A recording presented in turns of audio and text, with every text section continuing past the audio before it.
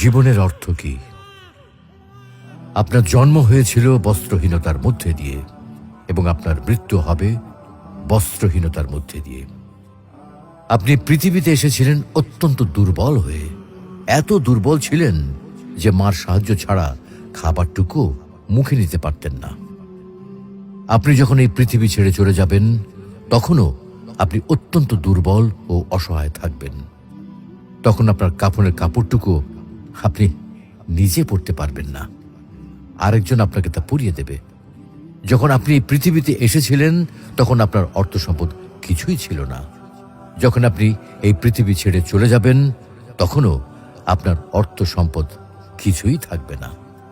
আপনাকে প্রথম গোসল যেমন অন্য কেউ দিয়েছিল, তেমনি আপনার শেষ গোসলও অন্য কেউ দেবে।